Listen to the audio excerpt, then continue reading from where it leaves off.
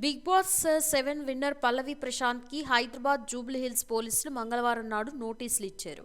ఈ నెల 17న అన్నపూర్ణ స్టూడియో వద్ద జరిగిన ఘర్షణ నేపథ్యంలో పల్లవి ప్రశాంత్ పై జూబ్లీ హిల్స్ పోలీస్ స్టేషన్లో పోలీసులు కేసు నమోదు చేశారు.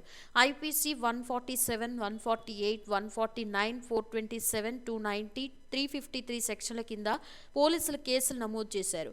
ఈ నేపథ్యంలో పోలీసులు ఇవాళ పల్లవి ప్రశాంత్ కి నోటీసులు పంపారు. ఈ నెల 17వ తేదీన అన్నపూర్ణ స్టూడియో వద్ద జరిగిన ఘర్షణ విషయంపై పల్లవి ప్రశాంత్ పై పోలీసులు కేసు నమోదు చేశారు. ఈ ఘర్షణ సమయంలో పల్లవి ప్రశాంత్ వ్యవహరించిన తీరును కూడా పోలీసులు తప్పుపడుతున్నారు. ఘర్షణను నివారించే విధంగా కాకుండా ప్రశాంత్ వ్యవహరించిన తీరు ఘర్షణని మరింత పెంచేదిగా ఉందని పోలీసు ఉన్నతాధికారుల అభిప్రాయంతో ఉన్నారు.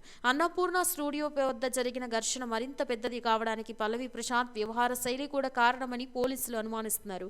ఈ నెల 17వ తేదీన బిగ్ బాస్ విజేతగా పల్లవి ప్రశాంత్ నిలిచారు. ఈ సమయంలో అన్నపూర్ణ స్టూడియో వద్ద పల్లవి ప్రశాంత్, అమర్దీప్ అభిమానులు పెద్ద ఎత్తున చేరారు.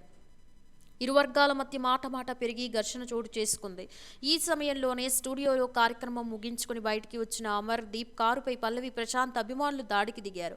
ఈ సమయంలో అమర్దీప్ భార్య, తల్లి కూడా కారులోనే ఉన్నారు. ఈ దాడితో అమర్దీప్ కుటుంబ సభ్యులు భయాందోళనలు వ్యక్తం చేశారు. అన్నపూర్ణ స్టూడియో పరిసర ప్రాంతాల్లోని ప్రైవేట్ ఆర్టీసీ బస్సులపై కూడా దాడులకు దిగారు. ఆర్టీసీ బస్సులపై దాడులను ఆర్టీసీ ఎండీ సజ్జనార్ సీరియస్గా తీసుకున్నారు. ఆర్టీసీ బస్సులపై దాడిని సమాజంపై దాడి పేర్కొన్నారు. అభిమానం పేరుతో కేసుల్లో ఇరుక్కోవద్దని సజ్జనార్ సూచించారు. ఇక ఇలా బిగ్ బాస్ పట్ల పూర్తి నెగిటివిటీ రావడంతో నాగార్జున కూడా చాలా ఆవేదన చెందాడని తెలిసింది. ఇక బిగ్ బాస్ షో మీద బాగా విరక్తి చెంది వచ్చింది. ఈ జన్మలో ఈ షో చేయను, అసలు ఇలా కావడానికి కారణం ఆ ఫ్యాన్సే, వారి వల్లే ఈ షోకి బ్యాడ్ నేమ్ వచ్చింది అని మండిపడినట్లు తెలిసింది. అయితే ఇందులో ఎంత నిజముందో తెలియదు కానీ ప్రస్తుతం ఈ గొడవకి సంబంధించిన చర్చ మాత్రం బాగా నడుస్తుందని చెప్పాలి.